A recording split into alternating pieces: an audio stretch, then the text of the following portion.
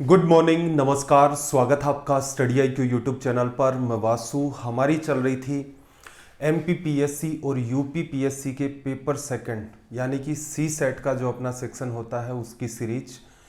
Previous year questions को हमने पिछले 6 सेशन के अंदर डिस्कस कर लिया था।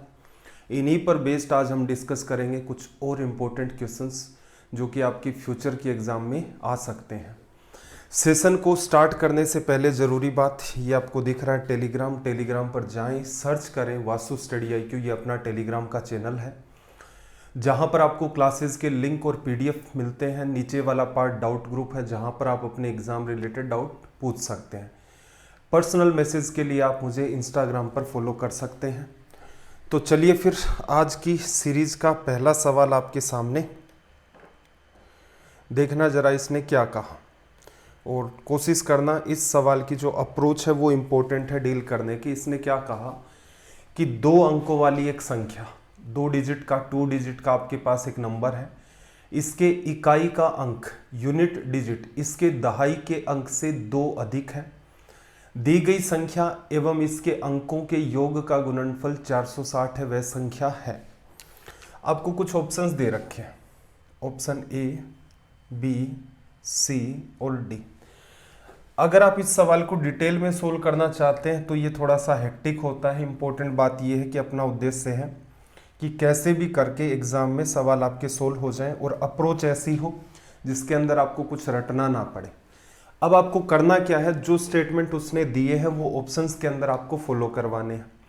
जैसे कि सबसे पहले देखना, इसके इकाई का अंक, इसका मतलब इनके जो यूनिट डिजिट हैं जैसे 4, 5, 6 और 7, इसके दहाई के अंक 10th प्लेस के ऊपर जो आपके नंबर हैं उनसे 2 अधिक है।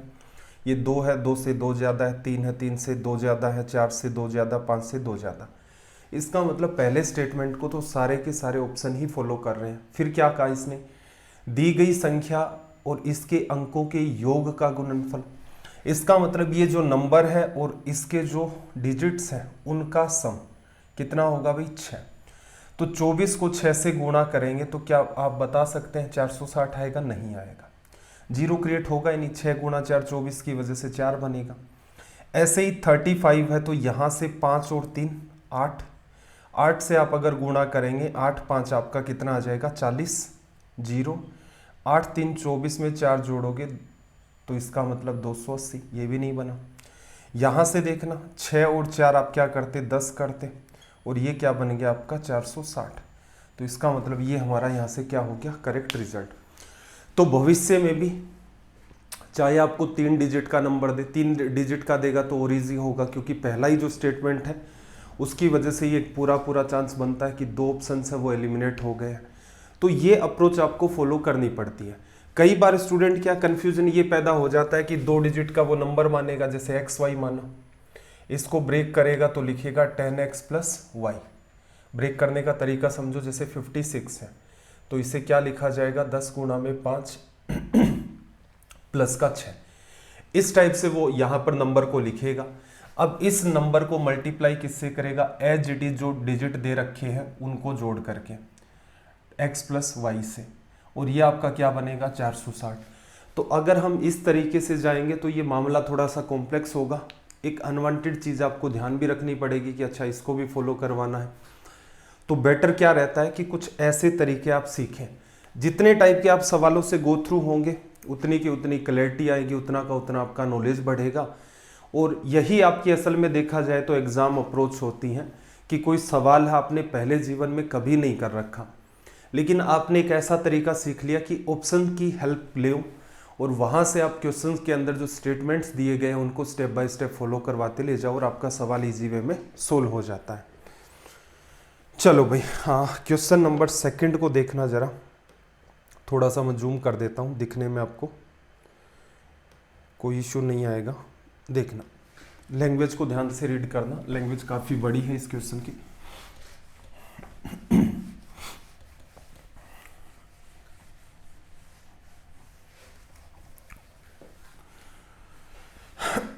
देखो क्या कहा, एक डिलीवरी बॉय कोई वस्तु डिलीवर करने प्रातः 10 बजे अपने कार्यालय से चला। उसने अपना स्कूटर 32 किलोमीटर प्रति घंटा की चाल से चलाया। उसने वस्तु देकर भुगतान लेने के लिए 15 मिनट प्रतीक्षा की। भुगतान के बाद वह 24 किलोमीटर प्रति घंटा की चाल से यात्रा करते हुए प्रातः 11:25 अपने कार्यालय पहुंच गया। लड़के द्वारा तय की गई कुल दूरी ज्ञात करें। देखो, एक चैप्टर है आपका स्पीड, टाइम और डिस्टेंस। स्पीड, टाइम, डिस्टेंस, चाल, समय और दूरी। इसके अंदर कुछ तो बेसिक बातें होती हैं कि जैसे स्पीड बराबर क्या होगा, डिस्टेंस अपॉन टाइम लिखते हो, चाल बराबर दूरी बटा में समय। एक तो एकदम बेसिक पार्ट होता है जो हर बच्चे को पता रहता है। सबसे इंपॉर्टेंट इसमें एक बात आती है आपकी स्पीड एवरेज। स्पीड एवरेज जो होती है वो आपकी लिखी जाती है 2ab अपॉन में a+b। लेकिन पता भी हो कि ये कहाँ काम आता है। तो आदमी जब भी कभी आधी जर्नी उसने a की स्पीड से और रिमेनिंग की हाफ जो जर्नी है उसने b स्पीड से कवर की है, तब ये पैटर्न अप्लाई होता है। यही डायग्राम आपको ऐसा भी दिख सकता है कि भाई ये कंप्लीट जर्नी थी, इसके 2 टुकड़े कर दो। उसने हाफ जो पार्ट है ए की स्पीड से कवर किया, बचा हुआ हाफ जो पार्ट है उसने बी की स्पीड से कवर किया है। ठीक है, अगर आपके पास ठीक ठीक टाइम है तो आप डाउट ग्रुप के ऊपर कह सकते हैं कि 90 डेज की सीरीज हमने एक चलाई थी, उसकी पीडीएफ, वो पीडीएफ आप ले लेना। जैसे जैसे आपके पास टाइम रहता है उसके अंदर हर एक कॉन्सेप्ट ऐसा समझा रखा है कि आपका अच्छे तरीके से एग्जाम में काम चल जाएगा। तो वहाँ पर इनके रीज़न भी एक्सप्लेन कर रखे हैं और पूरा पूरा प्रयास किया गया है। और दूसरी चीज़ इसी चैप्टर के अंदर एक और निकल के आती है आपकी S1 इंटू S2 अपॉन में डेल्टा S इंटू में डेल्टा T। ये पैटर्न है, ये डिस्टेंस को बताता है। तो किसी भी बच्चे को इस चैप्टर के अंदर अगर ठीक कमांड करनी है और जो कैलकुलेटिव नेचर के आपके सवाल आते हैं तो उनके साथ भी अगर डील करना चाहते हैं बिना किसी कन्फ्यूजन के, स्मूथ वे के अंदर, जिससे कि टाइम भी बहुत ज़्यादा ना लगे, तो उस बच्चे को ये 2 चीज़ें इस चैप्टर में सीखनी पड़ती हैं, स्पीड, टाइम एंड चैप्टर में। उस पीडीएफ के अंदर अच्छी बात यह कि 90 डेज की कंप्लीट एक वो पीडीएफ है। जहाँ कहीं भी स्पीड, टाइम, डिस्टेंस का चैप्टर है उस पर जाएँ, उस पर्टिकुलर क्लास पर जैसे ही क्लिक करेंगे वहाँ बता रखा है कि click here to watch video class, तुरंत के तुरंत आप वीडियो क्लास में चले जाएंगे। तो ऐसा भी आप कर सकते हैं कि छोटे छोटे पार्ट्स हैं जिनका मैं आपको गाइडेंस देता जा रहा हूं, उनको आप पैरेलल में करते जाएं। जिस बच्चे ने 2 चीज़ें सीख ली उसके लिए क्या होगा, एग्जाम में टाइम किल होना बंद हो जाएगा। इस पर्टिकुलर क्वेश्चन को देखना जरा, क्या ये बात रिलेट हो सकती है या नहीं। डिलीवरी बॉय है, 10 बजे अपने ऑफिस से चला और यहाँ पर पर्टिकुलर उसने क्या किया, एक पर्टिकुलर जगह है वहाँ पर जाकर के उसने डिलीवरी दी है और फिर वापस आ गया। तो एक बार तो ये गया और फिर से वो वापस ऑफिस के अंदर आ गया। ठीक है भाई, यहाँ 10 बजे गया था वो, इसने पूरा काम किया और यहाँ पर वापस आ गया 11:25 पर। इस पॉइंट के ऊपर उसने क्या किया है, 15 मिनट का वेट किया है। ठीक है, तो क्या ये पैटर्न स्पीड एवरेज का हम फॉलो नहीं कर सकते कि देखो यहाँ से यहाँ जा रहा है, वापस उतनी ही दूरी को कवर कर रहा है। स्पीड एवरेज का जाते टाइम उसकी स्पीड कितनी थी, 32 किलोमीटर प्रति घंटा, और आते टाइम उसकी स्पीड थी 24 किलोमीटर प्रति घंटा। हमसे बस इतना पूछ रहा है कि लड़के ने कुल कितनी दूरी तय की है।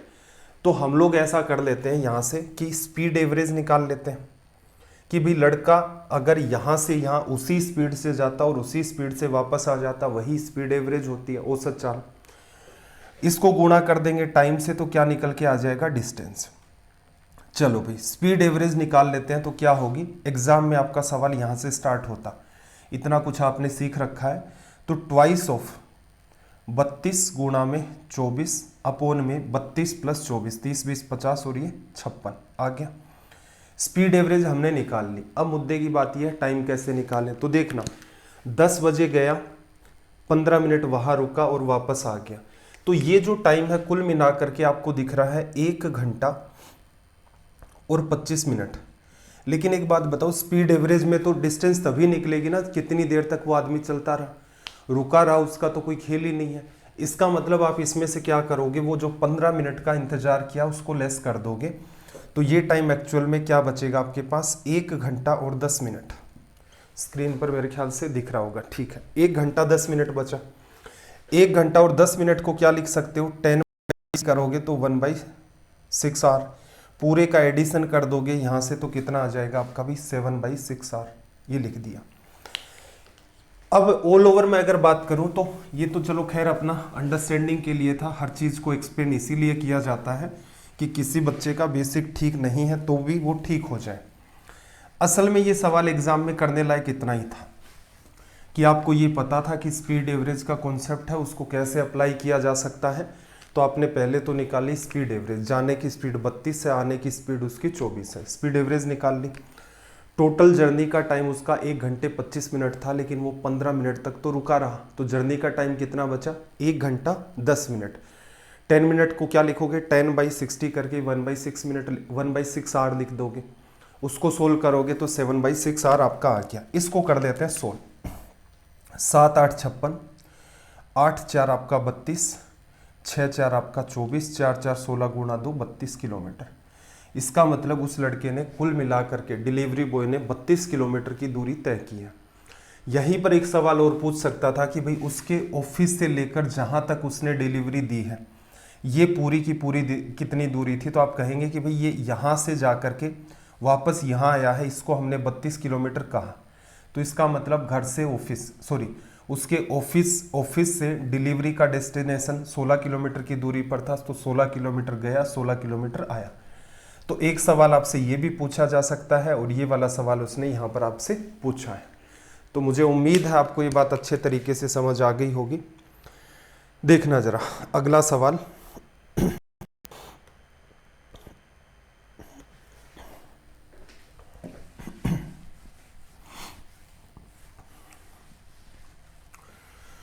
देखो कुछ संख्याओं का औसत इसने क्या कहा, 54.6 है, कुछ नंबर्स हैं उनका एवरेज 54.6 है। यदि 75% 75% नंबर्स में से प्रत्येक में 5.6 की वृद्धि हुई है, इंक्रीज हुआ है, और शेष संख्याओं में से प्रत्येक में 8.4 की कमी हुई है, तो अब संख्या का औसत क्या है, सारे के सारे नंबर्स का एवरेज क्या होगा। देखना जरा, एक तो तरीका आपका ये होता है कि भाई टोटल से कर लो, टोटल से कर लो, और दूसरा तरीका आपका ये होता है कि जो एवरेज चैप्टर मैंने आपको पढ़ाया था उसमें एक हमने कॉन्सेप्ट सीखा था, बेस वैल्यू कॉन्सेप्ट, उस कॉन्सेप्ट को फॉलो कर लो, वहाँ से भी हो जाएगा। बीवी कॉन्सेप्ट से करोगे तो मामला आसान होगा, तो इसलिए क्या कर सकते हैं, अगर आपके पास वही प्रोसेस पीडीएफ को डाउनलोड करना है, उसमें जाना है एवरेज चैप्टर के अंदर और देखना है कि एक्चुअल में बीवी कॉन्सेप्ट है क्या। चलो एक यहाँ पर क्या होता है कि यूज करना, उसने कहा कि 75% नंबर्स, 75% की जगह 1/100 लिखोगे, 25 से कटेगा तो ऊपर कितना आ जाएगा 3 और नीचे कितना 4। तो ये एक आपके पास अज्यूम करना आपको आना चाहिए कि 4 क्या है असल में आपके पास टोटल नंबर्स। टोटल से अगर हम लोग इस सवाल को करते तो क्या करते, देखो एक्चुअल में आपके पास कुछ संख्याएं हैं, तो वो संख्याएं कितनी है 4, सबका सम कितना होगा 54.6 लिखा जा सकता है, सारे के सारे नंबर्स का सम आपका 54.6 होगा। फिर क्या कह रहा है कि 3 संख्याएं, 75% का मतलब क्या हो गया यहाँ पर, 3 जो आपके पास नंबर है, 75% जो आपके पास नंबर है उनमें आपने इंक्रीज किया है 5.6 का, तो हर संख्या को आपने 5.6 बढ़ाया, तो कुल मिलाकर के 3 संख्याएं थी, इसके हिसाब से ये इंक्रीज हो गया। फिर क्या कहा, शेष संख्याओं में आपने तो 4 ही मानी थी, 3 में इंक्रीज कर दिया तो एक आपकी बच गई, तो एक संख्या में उसने डिक्रीज किया है कितने का 8.4 का। तो अब ये जो सारा का सारा आपको दिख रहा है ये क्या है, नया टोटल, और इसमें आप क्या कर दोगे भाई, 4 ही संख्या है, 4 का डिवीजन कर दोगे तो आपका नया एवरेज निकल के आ जाएगा। कुछ बच्चे क्या करते हैं, इसके अंदर पूरे का एडिशन वगैरह करेंगे और रिजल्ट निकाल लेंगे। असल में देखा जाए तो जो सेकंड अप्रोच है आपकी बीवी कॉन्सेप्ट, वो यहीं से निकला है। आप क्या करते हो, जैसे 4 का डिवीजन करते हो तो यहाँ पर कितना आ गया 54.6। तो हमारा सवाल अगर हम लोग बेस वैल्यू कॉन्सेप्ट से करना चाहें तो हम ये कह सकते हैं कि सबका एवरेज क्या चल रहा था 54.6, हमने मान लिया नया एवरेज जो है वो भी क्या हमारा 54.6। अब हम पहले तो ये कंसीडर करेंगे एक्चुअल में इंक्रीज डिक्रीज टोटल में कितना हुआ है, तो 3 नंबर तो बढ़ गए आपके किसके हिसाब से 5.6 के हिसाब से, एक नंबर आपका कम हुआ है 8.4 के हिसाब से। ये टोटल इंक्रीज या डिक्रीज जो भी निकलेगा वो है, इसे 4 ही नंबर है तो 4 नंबर में डिस्ट्रीब्यूट कर दो। इस स्टेप को गौर से देखना कि जब आप इसमें 4 का डिवीजन करेंगे तो ये स्टेप बनेगी, और फिर अगला जो आप हिसाब करते हैं वो ये वाला है। तो ऐसा नहीं है कि कोई बेस वैल्यू कॉन्सेप्ट है तो कोई ट्रिक बना रखे, ट्रिक जैसा कुछ होता नहीं है मैथ्स के अंदर। कुछ स्टेप्स होती हैं कि आप उनके ऊपर फोकस करते हो कि अच्छा यहाँ ये लिखेंगे, फिर ये लिखेंगे, फिर ये लिखेंगे, फिर आप कॉमन सेंस लगाते हो कि यार ये स्टेप सीधे भी तो लिखी जा सकती है आसानी से। तो असल में बेस वैल्यू कॉन्सेप्ट आपका वही है। अगर एग्जाम में डील करते आप यहीं से करना स्टार्ट कर देते। अब कितना क्या डिफरेंस क्रिएट हुआ उसको देख लो। ये आ गया 18.8 माइनस 8.4, 5 3 15, 6 3 1 मिनट 16 आएगा ना, 15 और ये 16.8 लेस कर दोगे तो क्या बचेगा 8.4, डिवीजन करोगे तो कितने का 2.1 का, प्लस का 2.1 है तो ये कितना आ जाएगा 56.7। ये आपका रिजल्ट आ गया। अगर बाई चांस कोई बच्चा इस रास्ते पर चल पड़ा कि इसका इससे गुणा किया, फिर किया एडिशन किया, फिर 8.4 को लेस किया, फिर 4 किया, तो उसकी कैलकुलेशन एक्सट्रीम बढ़ जाएगी। अगर आपने एक बार बेस वैल्यू कॉन्सेप्ट जो है हमारा उसको अंडरस्टैंड कर लिया तो फिर आपके लिए एग्जाम में इन सवालों को डील करना एकदम इजी टास्क है। तो ये आपका है यहां से बेस वैल्यू कॉन्सेप्ट। चलो भाई अगला सवाल देखना जरा क्या कहा। सवाल को थोड़ा सा जूम कर देता हूं।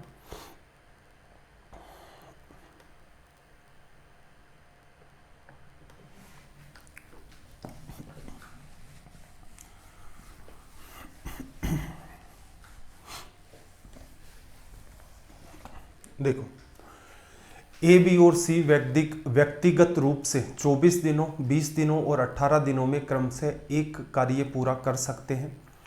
बी और सी कार्य शुरू करते हैं और वे 6 दिनों के लिए काम करते हैं और छोड़ देते हैं। शेष कार्य को पूरा करने के लिए ए द्वारा अकेले आवश्यक दिनों की संख्या। पहले तो सवाल को थोड़ा सा अंडरस्टैंड कर लेते हैं क्या है असल में। देखा जाए तो ए है आपके पास बी है और आपके पास सी है। 24 दिनों में करता है, 20 दिनों में करता है और 18 दिनों में करता है। यहां से आपको लेना है क्या एलसीएम। एलसीएम जब लेंगे तो आप पाएंगे कि 24 और 20 का तो हो जाता है 120। 120 को आपने लिखा 6 गुणा 3 मतलब 18 लिख दिया। 18 लिखोगे तो इसका मतलब क्या होगा 120 में 6 का अगर आप डिवीजन करेंगे तो 20 बार चला जाएगा, लेकिन 3 में नहीं जा रहा है। इसका मतलब गुणा करो उस 3 का, तो 120 में 3 का गुणा कर दोगे तो 360 आ जाएगा। ठीक है, कुछ भी नहीं समझ में आ रहा है तो भी आप एलसीएम ऐसा है कि यहाँ पर एग्जैक्ट ना आए तो भी ठीक है। 360 के बजाय कोई बच्चा 720 ले लेगा तो भी कोई समस्या नहीं, आपका काम अच्छे से चल जाएगा। चलो 24 का आपने डिवीजन किया, 24 का डिवीजन एक बार हो गया। यहाँ पर कितना बचा आपके पास 24 का डिवीजन करने के बाद 12, 120 में 5 बार। 20 का डिवीजन करोगे 18 बार, 18 का डिवीजन करोगे 20 बार। लिखा जा सकता है। अब पहले तो हम लोग सीधे सीधे ये बात करते हैं कि जो पैटर्न चल रहा है उसी को फॉलो कर दें। इसने क्या कहा कि बी और सी आपका काम स्टार्ट करते हैं और 6 दिनों के लिए काम करते हैं और काम छोड़ देते हैं। बी और सी ने कुल मिलाकर के 6 दिन काम किया। हर रोज बी और सी का काम क्या होगा, तो बी काम करेगा हर रोज 18। हम लोग ये मान लेते हैं कि कुल मिलाकर के 360 पेड़ लगाने हैं। ए की इफिशियंसी 24 दिन में वो क्या करेगा 360 पेड़ लगाएगा, तो हर रोज कितने लगाएगा 15। ये उसकी इफिशियंसी या फिर क्या हो गई दक्षता कि हर रोज 15 पेड़ लगाता है। ऐसे ही बी हर रोज 18 लगाता है, सी आपका हर रोज 20 पेड़ लगाता है। इनटू में आप क्या करते हैं यहाँ पर 6, 38 आ गया। 38 गुणा में 6, 6 8 6 48, 6 3 18 और 4 22। कुल मिलाकर के इन्होंने 228 पेड़ लगा दिए। पेड़ आपके पास कितने थे भाई 360। कितने और लगाने हैं, तो 228 पेड़ आप लेस कर दोगे तो ये 2 आ गया, ये आपका 3 आ गया, 1 आ गया। 132 पेड़ आपके पास रिमेनिंग रह गए। अब इनको कौन लगाएगा भाई, इनको लगाएगा आपके पास कह रहा है कि ए। 15 का यहाँ पर क्या कर दो आप डिवीजन। 15 6 90, 15 7 15 8 आपका 120 हो गया। कितना बचा 12 अपोन में 15, 3 से काट दोगे तो 4/5 डेज आपका क्या हो गया यहाँ पर रिजल्ट। लिखा जा सकता है। थोड़ा सा आपको सुधार करना है क्या कि ये जितना भी आप काम कर रहे हो ये थोड़ा सा आपका अनवांटेड सा ही काम होता है। कुछ आपको माइंड कैलकुलेशन करनी होती है। अगर कर सकते हो तो अच्छी बात है, बाकी भी कोई समस्या है नहीं कि आपके एग्जाम की जो डिमांड है वो ये भी नहीं कहती है कि आप सारे ही सवाल माइंड में करें, किए जा सकते हैं, प्रयास करना होता है। 24, 20 और 18, इसका मतलब इन सबका एलसीएम कितना आ गया भाई आपका 360 लिखा जा सकता है। 360 पेड़ लगाने हैं, 6 दिन तक बी और सी ने लगाए हैं, तो हम लोग क्या कर लें, 6 दिनों में जितने भी पेड़ लगाए उनको हटा दें। बी की इफिशियंसी निकालोगे तो 20 का भाग दोगे, इसमें 20 दिन वो बता रहा है, तो इसका मतलब हर रोज 18 पेड़ लगाता है। सी की अगर हम लोग बात करें 18 दिन के अंदर 18 का डिवीजन करोगे, हर रोज 20 पेड़ लगाता है, लगा दिए। अब बचे हुए पेड़ किसको लगाने, 360 थे, बी और सी ने 6 दिनों में इतने लगा दिए। अब बचे हुए पेड़ 360 में से इनका काम हमने लेस कर दिया, बचे हुए पेड़ आपके लगाएगा ए 24 दिन में ये काम कर लेता है, 24 दिन में ये काम कर लेता है, हर रोज इफिशियंसी कितनी आ गई उसकी 15 लिखा जा सकता है। इस पार्ट को हमें सोल्व करना है, चाहो तो कुछ पार्ट कैंसिल आउट कर दो, जैसे 3 से काट दिया 5 बार, ये आपका 120 और ये आपका यहां से क्या आ गया 2। चलो भाई 20 और 18 38 और 2 76, 120 में से 76 लेस करना है, तो क्या बचा आपके पास 4 और 4, 5 का कर दो इसमें डिवीजन, तो यहां से कितना आ जाएगा 8 4/5। तो एक अप्रोच ये भी हो सकती है कि अगर आप थोड़ा सा चीज़ों को डेप्थ में जा करके सोचेंगे तो आप पाएंगे कि ये सवाल इजी वे में भी हो सकते हैं। जरूरी नहीं है कि लंबी चौड़ी टेबल ही बनाई जाए तभी आपका काम चलेगा। चलो भाई अगले सवाल की बात कर लेते हैं, देखना।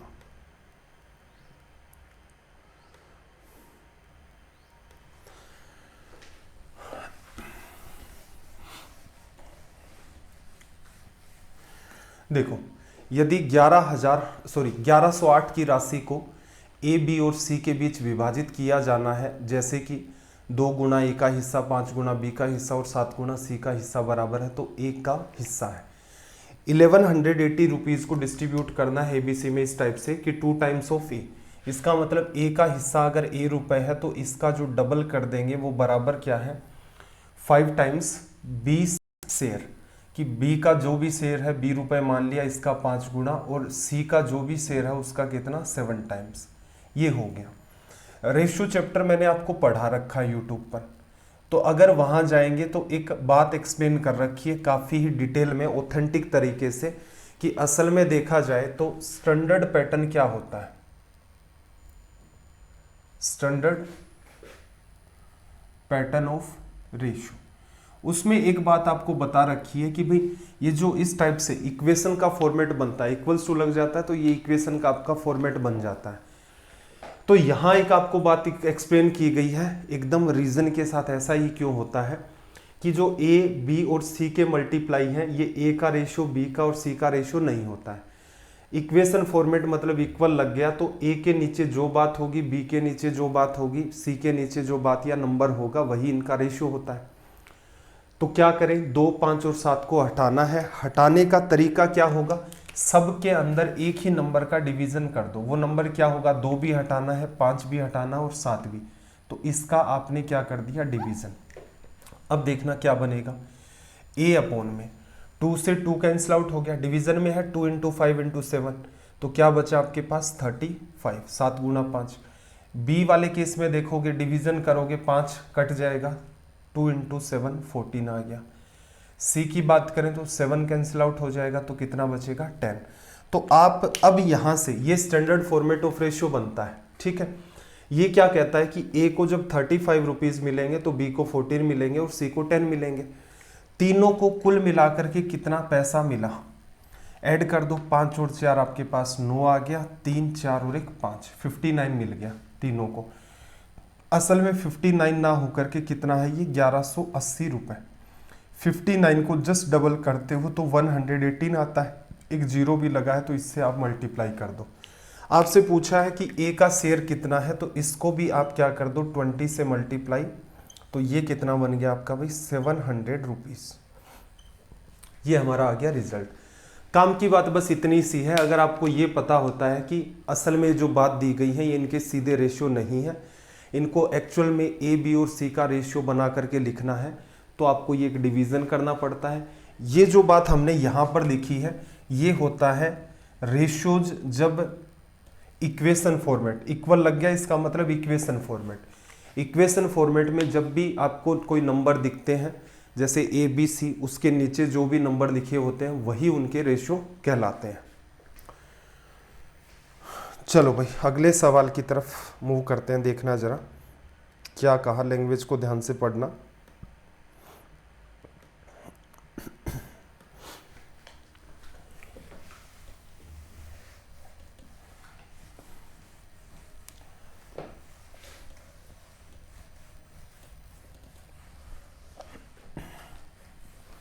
देखो क्या कहा इसने, किसी वस्तु को 123.40 रुपए में बेचने पर प्राप्त लाभ, मतलब 123.40 में बेचेगा तो लाभ होगा, इसे 108 रुपए में बेचकर होने वाली हानि से 20% अधिक है।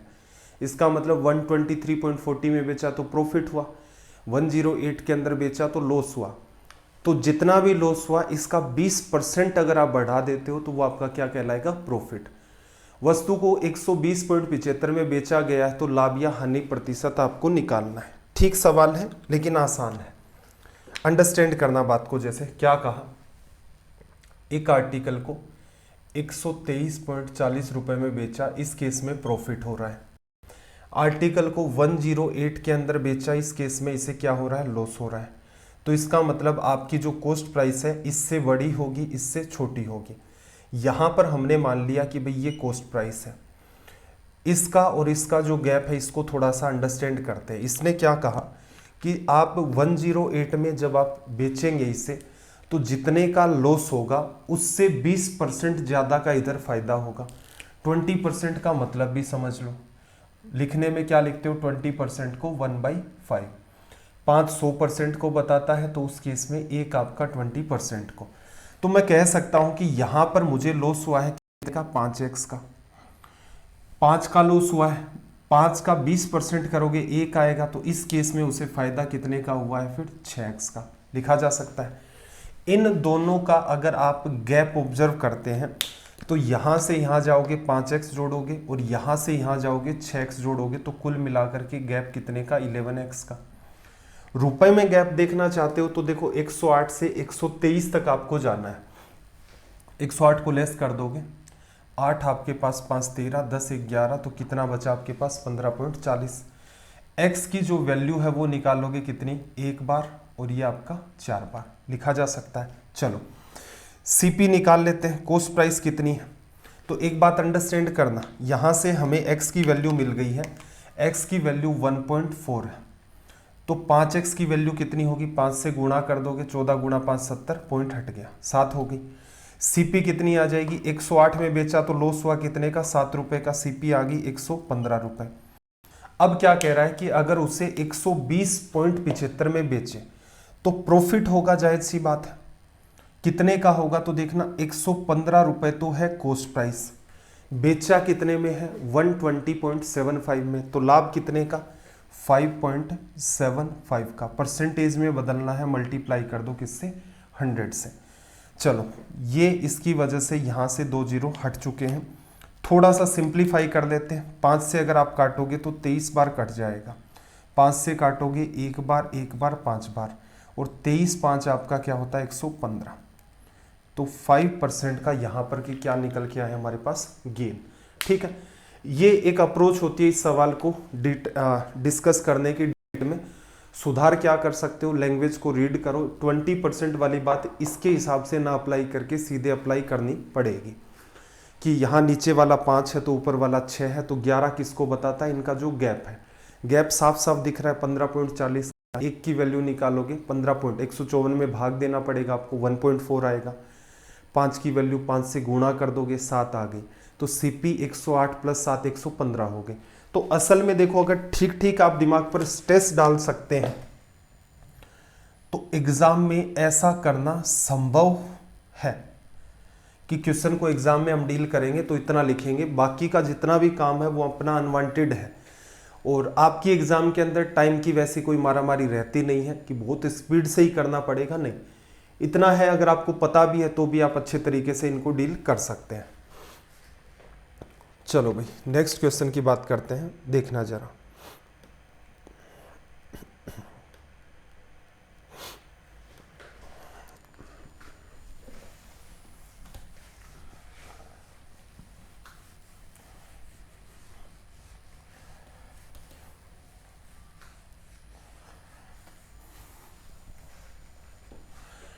देखो क्या कहा, 30 लड़कों के अंकों का औसत 88 है।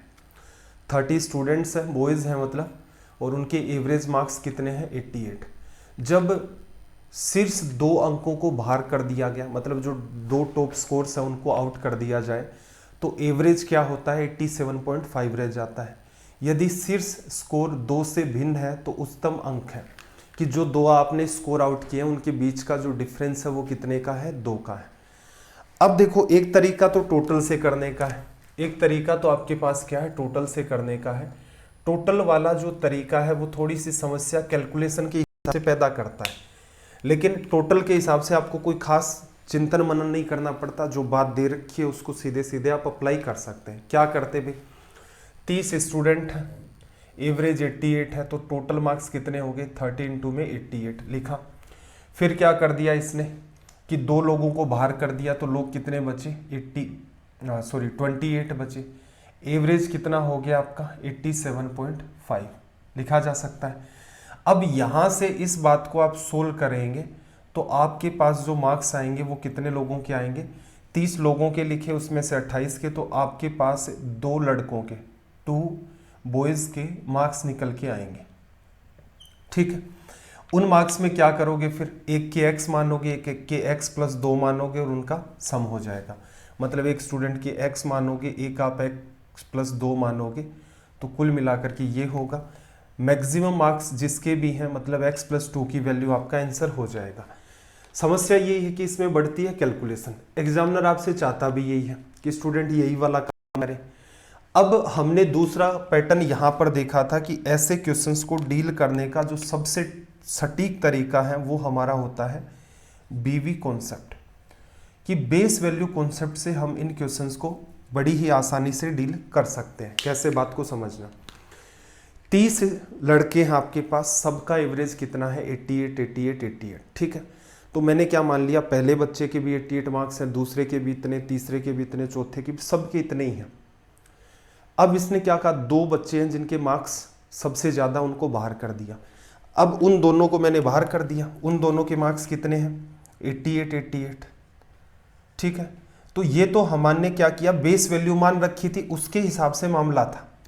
लेकिन ये क्या कह रहा है कि जो पीछे 28 बच गए उनका जो एवरेज है वो तो 87.5 हो गया, कम हो गया ना। पहले हर बच्चे का एवरेज 88 था, अब 87.5 हो गया। तो इसका मतलब 28 स्टूडेंट्स का एवरेज 1/2 से डिक्रीज हो गया, 0.5 से डिक्रीज हुआ। 28 स्टूडेंट के जो आधे आधे नंबर कम हुए, इसका मतलब क्या हुआ होगा, इनके जितने भी नंबर थे इन 2 बच्चों में वो चले गए होंगे, जैसे हमने ग्रुप से इनको आउट किया था। 28 बच्चों के हाफ हाफ के हिसाब से टोटल 14 मार्क्स आउट हो चुके हैं बाहर, 14 मार्क्स आउट हो चुके हैं। अब हमें क्या कह रहा है, जो टॉप स्कोरर है ये 14 मार्क्स किसके पास जाएंगे, इन दोनों के पास जाएंगे। अब जो सवाल पूछ रहा है उसी के हिसाब से बात को एडजस्ट करो कि इनके जो टॉप स्कोरर है उनका स्कोर 2 से डिफरेंट है, तो दोनों को मैंने 88 मार्क्स दे दिए। अब 14 मार्क्स का मैं डिस्ट्रीब्यूशन कुछ ऐसे कर लूँ कि एक बच्चे को 2 नंबर ज़्यादा दे दूँ, दे दिए।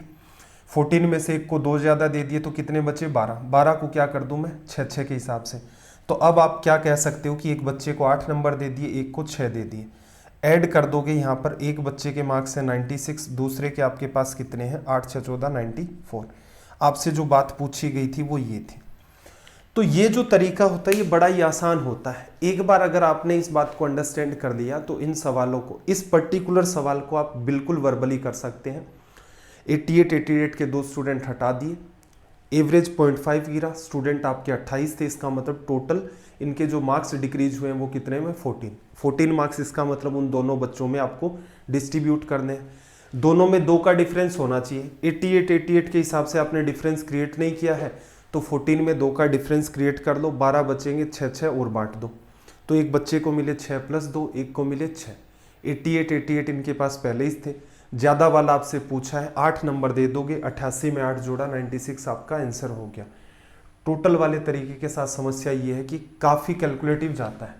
ये मल्टीप्लाई करना आसान है, ये वाला पार्ट थोड़ा सा चैलेंजिंग है।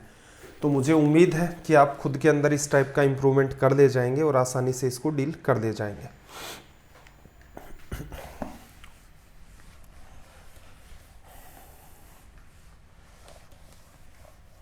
अगला सवाल देखना भाई क्या कहा है इसने। एबीसी एक समबाहु त्रिभुज है, इक्विलेटरल ट्राइंगल है। एबीसी पी क्यू और R, A B B C और सी ए के मध्य बिंदु हैं। त्रिभुज एबीसी की भुजा की लंबाई 8 है, तो पी क्यू आर का क्षेत्रफल। देखो आपको इसने कहा कि ये एक आपका इक्विलेटरल ट्राइंगल है, इसका मतलब तीनों साइड इक्वल होंगी।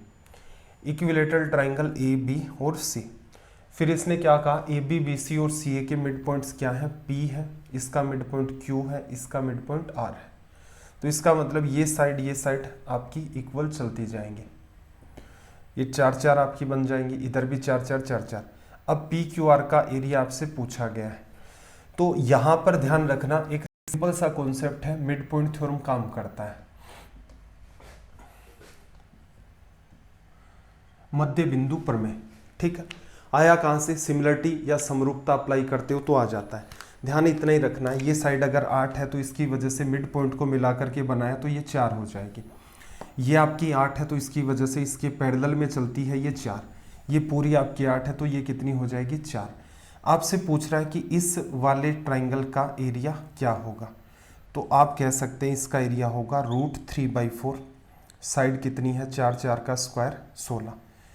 इक्विलेटरल ट्राइंगल का एरिया आप लिखते हो √3/4 गुना साइड ए मानी है तो ए का स्क्वायर। ये इससे कट गया 4 बार, तो रिजल्ट कितना आ गया, 4√3। ठीक है। एक बार अगर आपको आइडिया लग गया कि ये मिड पॉइंट थ्योरम ऐसे काम करती है, ये हर जगह काम करेगी। जैसे ये साइड 10 होगी तो इसको 5 ले लोगे, ये 12 होगी तो इधर 6 ले लोगे, 16 होगी तो इसको आप 8 ले लोगे। ये पैटर्न का चलता जाता है, ठीक।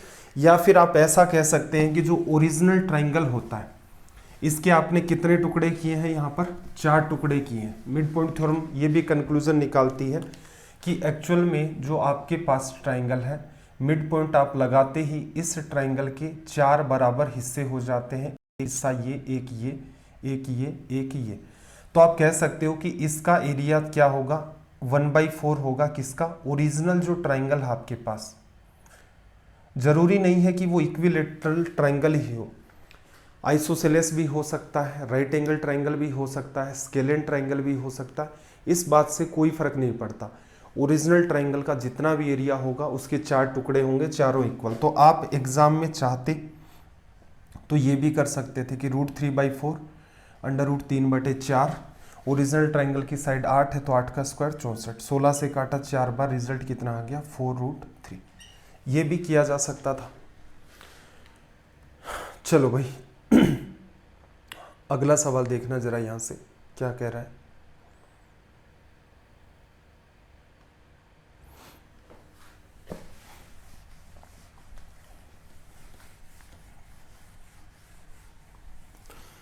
देखो नेक्स्ट क्वेश्चन में इसने क्या कहा कि रीना ने 2160 रुपए में 48 वस्तु बेची और 10% का नुकसान उठाना पड़ा। 12% का लाभ कमाने के लिए उसे 2016 रुपए में कितनी वस्तुएं बेचनी चाहिए। ये जो क्वेश्चंस होते हैं इनकी अप्रोच जो है वो होती है वन आर्टिकल की प्राइस। एक वस्तु की कीमत कितनी है, एक कीमत आप लिखते हो रुपए में, उसके नीचे उसकी वैल्यू लिखते हो परसेंटेज में। ऐसा ही पैटर्न दूसरे में बनाते हो, ऊपर कीमत रुपए में, नीचे परसेंटेज में। मैंने YouTube के ऊपर प्रॉफिट एंड लॉस चैप्टर पढ़ा रखा है, उसमें इस चीज़ को कुछ बेसिक एग्जाम्पल लेकर के एक्सप्लेन किया है कि इस सवाल को एग्जाम में आप ऐसे कर सकते हैं। उससे बेहतर कोई कॉन्सेप्ट है भी नहीं, क्योंकि एक कन्फ्यूजिंग नेचर का है। अगर आपको ये पैटर्न नहीं पता है तो बिना कन्फ्यूजन के आप इस सवाल को सोल्व नहीं कर सकते। ये नहीं कह रहा सोल्व नहीं होगा, लेकिन लंबा जाएगा और एक चांस ये रहेगा कि किसी भी टाइप का कन्फ्यूजन क्रिएट हो रहा है कि यार अब क्या करें। ऐसे करोगे तो सिंपल है, देखना कैसे। 48 आर्टिकल है 2160 में, तो मुझे एक बात बताओ, एक आर्टिकल की कीमत कितनी हो गई, 2160 अपॉन में 48। क्या कह रहा है, बेचने पर 10% का नुकसान। तो इसका मतलब ये जो एक आर्टिकल की कीमत है 10% के लॉस पर कितने परसेंट में बेची गई है, 90% में, लिख दिया बराबर। अब क्या कह रहा है कि 2016 रुपए में कितनी वस्तुएं बेचे, तो मैं मान लेता हूं 2016 रुपए में एक्स वस्तु बेच दे। तो अपोन में जैसे ही एक्स करोगे ये एक आर्टिकल की कीमत आ गई। कह क्या रहा है कि 12% का प्रॉफिट, तो आप कहोगे कि असल में एक आर्टिकल 12% के प्रॉफिट पर बिका, इसका मतलब परसेंटेज में किसको बताता है, 112% को। इतना सा आपको काम करना होता है इस पैटर्न में, और हर जगह अप्लाई होता है, और कोई नई बात भी नहीं है। इसका मैंने प्रूफ बता रखा है बिल्कुल डिटेल में कि भाई ये कैसे लिखते हैं। उसे आप गौर से देखेंगे तो आपके अच्छे तरीके से बात समझ में आ जाएगी। अच्छा ये तो बहुत आसान सी बात है, नॉर्मल से पैटर्न को रिलेट करवा के लिखा गया, कोई फॉर्मूला नहीं है ये। चलो आगे सोल्व करेंगे हम लोग। तो क्या करोगे, 12 से डिवीजन करोगे, 4 से कर दोगे, ये देखो 48 आपका नीचे आएगा। 4 से डिवीजन करोगे तो 12 बार आ जाएगा। 12 बार करोगे तो यहाँ 4 से कैंसिल आउट करोगे तो इसके पास कितना आ जाएगा, 4 तो 8, और फिर कितना 3, एक मिनट गलत कर दिया ना। 4 का डिवीजन कर रहे हैं तो 2 बार चला गया, 3 बचा, 8 बार चला गया। 12 का यहाँ पर करें तो हम लोग एक बार आ जाएगा, एक बार आ जाएगा, फिर 9 बचेगा। एक बार डिवीजन किया, आपके पास 9 बचा 96, तो 18 बार हो गया, ये आपका 180। 90 से कट कर दोगे इसको 2 बार, ठीक है। अब थोड़ा सा ऑब्जर्व करना, यहाँ पर ऊपर की तरफ 2 है, इसको मैं थोड़ा सा और सोल्व कर देता हूँ। 1008 आ गया। x बराबर क्या बचा, x नीचे की तरफ ऊपर चला गया। ये काम आप ध्यान से कर लेना भाई, कंफ्यूजन हो भी रहा होगा तो। 28 का डिवीजन करना है, क्या कर दें, पहले तो 4 का कर दें 7 बार, 25 बार और 2 बार। 7 का करोगे 7 3 21 और 7 6 42, तो यहाँ से x की वैल्यू कितनी होगी, 36 आर्टिकल्स, ठीक है। कैलकुलेशन यहाँ पर मैं बिल्कुल मानता हूँ कि अगर एक बार आपने कहीं भी किसी पॉइंट को लूज कर दिया तो कैलकुलेशन में समस्या आएगी। और क्या कर सकते हो कि सर कैलकुलेशन में समस्या नहीं आए तो इसको लिख दो, x नीचे आएगा 48 नीचे आएगा, x को इधर ले जाओ, 90 इंटू 48 का मल्टीप्लाई, 2160 का इधर डिवीजन, सारा मामला एक तरफ आ गया। बस स्ट्रेस जितना भी है वो दूर हो जाएगा और सीधे सीधे बिना किसी कंफ्यूजन या एरर के कैलकुलेशन हो जाएगी। कैलकुलेशन करने पर कमांड है कि आप गड़बड़ नहीं करते हो, तो जिस पैटर्न में लिखा हुआ है उसी पैटर्न से आप इसको सोल्व कर सकते हो। चलो भाई अगला सवाल देखना जरा, इसने क्या कहा।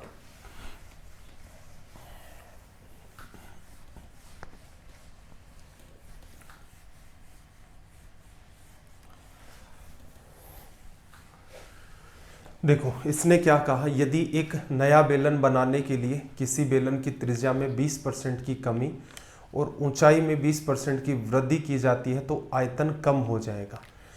आपको कंपैरिजन करना है, बस सिलेंडर है और सिलेंडर की किसकी बात चल रही है भाई, वॉल्यूम की। वॉल्यूम कैसे लिखते हो किसी भी सिलेंडर का, कोई भी शेप अगर नीचे से ऊपर तक एक जैसी है, कोई भी शेप नीचे से ऊपर तक एक जैसी है तो आपको एक कॉन्सेप्ट बताया गया है कि वॉल्यूम होगा बेस एरिया इनटू में हाइट।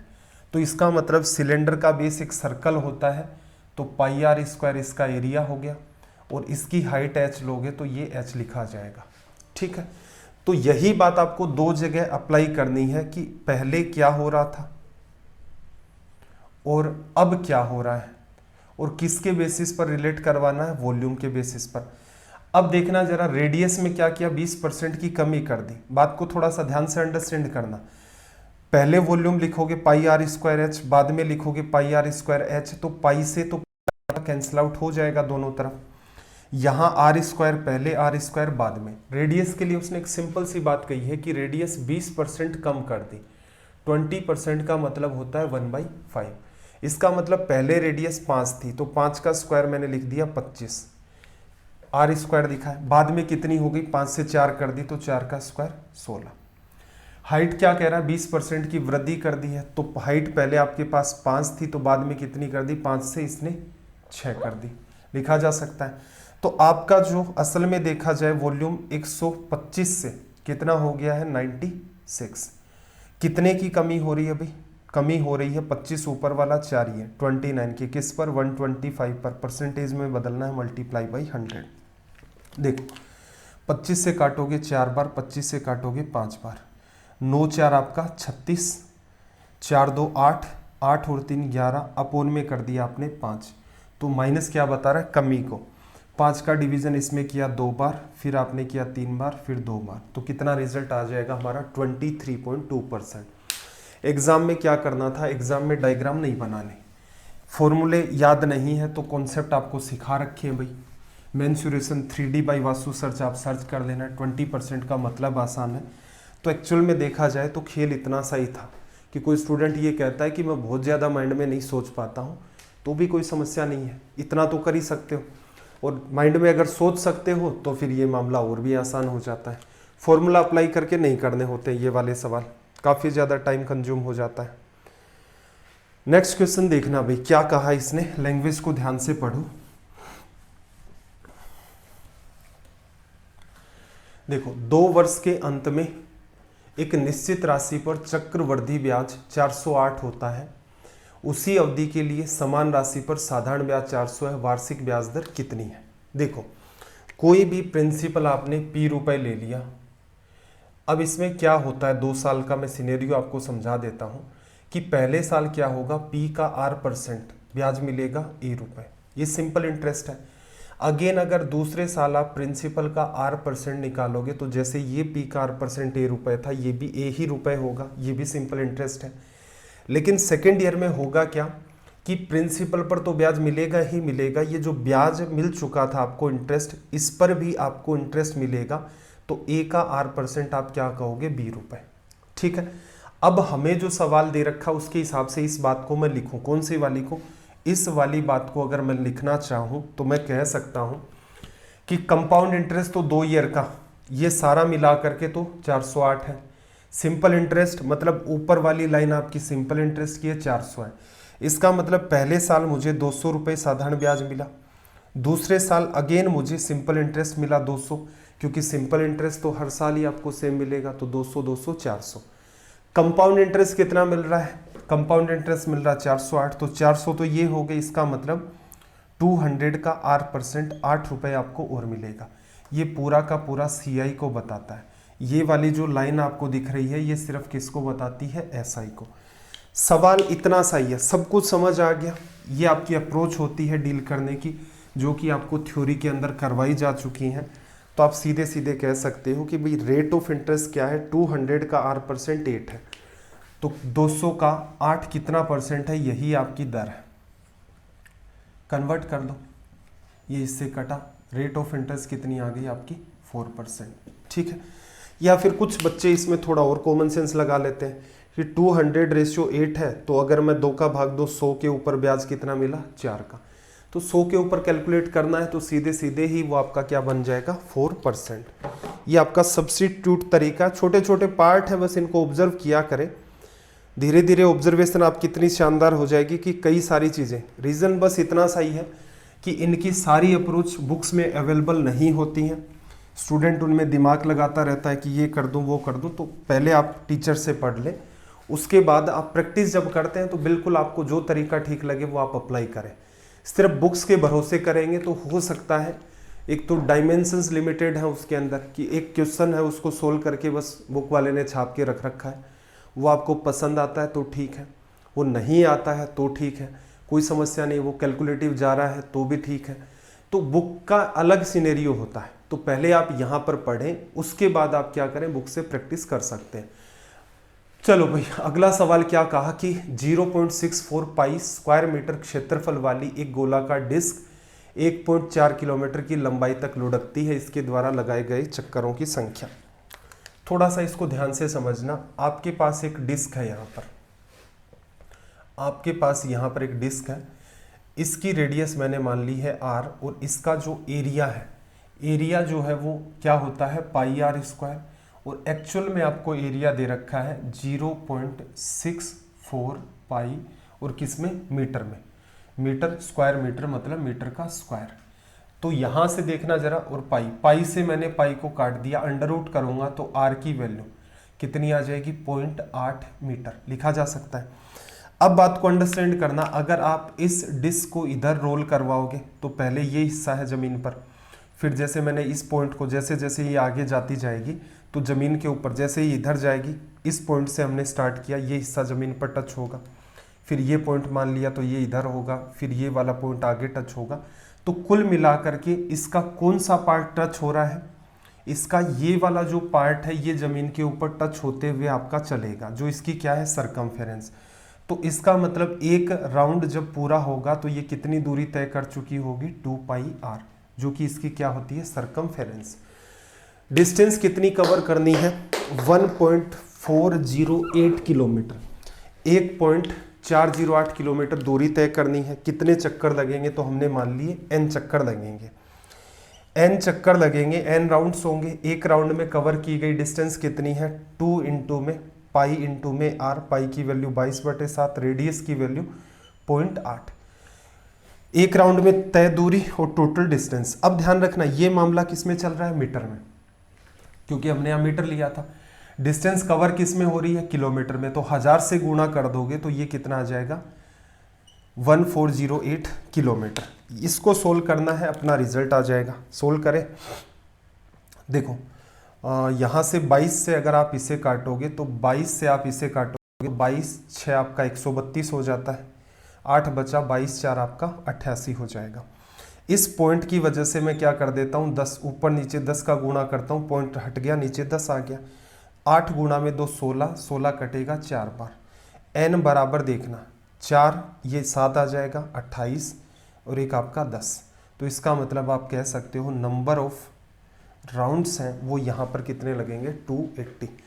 इजी कैटेगरी के सवाल होते हैं, बस एग्जाम हॉल में डायग्राम नहीं बनाने होते, ये कंप्लीट काम आपका पहले का होता है कि जैसे जैसे आप थ्योरी का सेक्शन पढ़ते जाते हैं उसके हिसाब से आप इनको डील करते जाते हैं।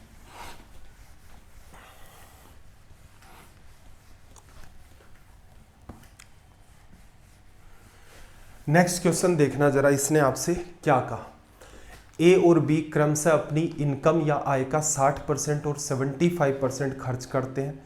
यदि ए की बचत बी की तुलना में 20% अधिक है, ए की जो सेविंग है बी के कंपैरिजन में कितने 20% ज़्यादा है, तो ए की आय और बी की आय से कितने प्रतिशत कम है, ये कर देना। बात को थोड़ा ध्यान से अंडरस्टैंड करना। देखो क्या है, ए की इनकम आपने मान ली ए रुपए और बी की इनकम आपने मान ली बी रुपए, ठीक। रिलेशन किसके बीच अटैच कर रहा है, बचत के बीच, सेविंग। तो आप क्या कह सकते हो कि भाई ए ने 60% पैसा खुद का खर्च कर दिया, तो कितना बचा है, तो आप कहोगे कि ए का जो 40% है वो क्या है ए की सेविंग। बी ने 75% खर्च कर दिया, तो बी ने जितना रुपए बी कमाया था उसका 25% क्या हो गया सेविंग। ये ऊपर वाली पूरी बात, ये तो इनकम है और पूरी बात सेविंग है, ये बी की पूरी इनकम बी है और ये इसकी सेविंग है। सेविंग्स के बारे में एक रिलेशन दिया, क्या कहा कि ए की बचत बी की तुलना में 20% अधिक है। 20% आपको पता है क्या लिखा जाता है आपका 1/5। स्क्रीन से बाहर चला गया है, नीचे लिख देता हूं। देखो 20% जो आपका वो लिखा जाता है 1/5, ठीक है। रिलेशन बनाना है, ए की बचत बी की तुलना में 20% अधिक है, तो ये 100% को बताता है, ये आपका एक 20% को। बी ने अगर 5 रुपए बचाए हैं तो ए एक ज़्यादा मतलब 6 रुपए बचा देगा। इस पार्ट को कर लेते हैं हम लोग सोल्व। तो परसेंटेज तो ये आपका खत्म हो जाएगा सीधे सीधे, 5 से कैंसिल आउट करोगे यहाँ आ जाएगा 5, फिर इसको करोगे ये आ जाएगा 8। ए अपोन में बी अगर आप लिखोगे तो क्या आएगा 6/8, 2 से कैंसिल आउट कर दोगे तो कितना आ जाएगा 3/4। अब जो बात पूछिए वो देखना, ए की इनकम बी की इनकम से कितनी प्रतिशत कम है। ए 3 रुपए कमाता है, बी 4, कितने कम है भाई 1 रुपए कम है। परसेंट कमी की बात करें तो 1 कम है किसके बेसिस पर, 4 के बेसिस पर। प्रतिशत में बदलना है गुणा 100, तो कमी कितनी आ गई 25% की। तो ये आपका यहाँ से सीधे सीधे क्या निकल के आ गया रिजल्ट। चलो भाई, आज के सेशन के अंदर इतनी ही बातें हम लोग डिस्कस करेंगे। MPPSC और UPPSC के क्वेश्चंस यहाँ तक आपके हो गए हैं। टेलीग्राम चैनल आप ज़रूर, नीचे डाउट ग्रुप है, इसका आप यूटिलाइज कैसे कर सकते हैं। एक तो डाउट अपने जो भी हैं उनको आप यहाँ पर पूछ सकते हैं। दूसरा बीच बीच में जैसे मैं आपको गाइड करता हूँ कि वो 90 डेज़ की PDF है, वो डाउट ग्रुप पर आप मांगोगे तो कोई ना कोई स्टूडेंट आपको वो PDF अवेलेबल करवा देगा। काम क्या है आपका, काम उस पीडीएफ का एक तो प्रिंट आउट निकलवाओ पूरी की पूरी पीडीएफ का, 1750 उसमें सवाल है। अप्रोच सबसे इंपॉर्टेंट है उन क्वेश्चंस की, कि क्वेश्चंस तो चलो कहीं भी मिल जाएंगे, कोई समस्या नहीं है, जो भी चैप्टर उनकी थ्योरी की जो अप्रोच है वो इंपॉर्टेंट है, फिर डील करने का जो तरीका है वो सबसे ज़्यादा इंपॉर्टेंट है। डाउट ग्रुप का एक यूटिलाइजेशन क्या कर सकते हो कि हमने अब सीरीज चला रखी है सी सेट की। सी सेट कौन सा, जो स्टेट पीएससी के अंदर आपका पूछा जाता है, एमपी पीएससी और यूपी पीएससी को हम लोगों ने कवर कर लिया है। कुछ टाइम बाद महाराष्ट्र की एग्ज़ाम भी आने वाली है स्टेट पीएससी की, तो उसके क्वेश्चंस भी आपको कल के सेशन से दिखने स्टार्ट हो जाएंगे। आप ये चाहते हैं कि सर मैं तो असम मेरा स्टेट है और वहाँ की स्टेट पीएससी दे रहा हूँ और हमारी स्टेट पीएससी में इस टाइप के क्वेश्चंस पूछे गए थे, तो आप क्या करें, कोई ऑथेंटिक वेबसाइट से या जो स्टेट पीएससी की वेबसाइट है वहाँ से उन क्वेश्चंस को डाउनलोड कर लें, सारे के सारे इस ग्रुप के ऊपर सेंड कर दें। वो मैं जल्दी ही, जैसे ही महाराष्ट्र पीएससी के जो क्वेश्चंस हैं वो कंप्लीट हो जाएंगे, उनको भी उसमें इन्वॉल्व करना स्टार्ट कर दूंगा। तो आप इन चीज़ों का यूटिलाइज कर सकते हैं कि सर ये सवाल है, हमारी एग्ज़ाम भी आने वाली है, इनको कवर कर दो। यूपीएससी जो क्वेश्चन पूछ चुका है सी सेट के अंदर अब तक, उनका स्ट्रेस आपको नहीं लेना, उसकी एक सेपरेट सीरीज हम लोग स्टार्ट कर देंगे सी सेट के नाम से, for UPSC civil services exams. उसके अंदर जितने भी सवाल पूछे गए थे यूपीएससी के, वो मैं अपनी तरफ से ही उनका कंपाइलेशन कर रखा है, सारे के सारे प्रिंट भी हो चुके हैं, तो उनको एक एक करके हम लोग डील कर लेंगे। अगर इसके अलावा भी आपका कोई सजेशन है तो आप कमेंट सेक्शन के अंदर कमेंट करके बता सकते हैं, या फिर टेलीग्राम के ऊपर आप मुझे अपने सजेशंस रख सकते हैं। सेशन कैसे लगते हैं एटलीस्ट कमेंट करके ज़रूर जाया करें, अगर ठीक लग रहे हैं तो अपने फ्रेंड सर्कल के अंदर उनको शेयर भी किया करें। आपका दिन रात सब मंगलमय हो। चलिए फिर मिलते हैं अगली क्लास में। जय हिंद, जय भारत।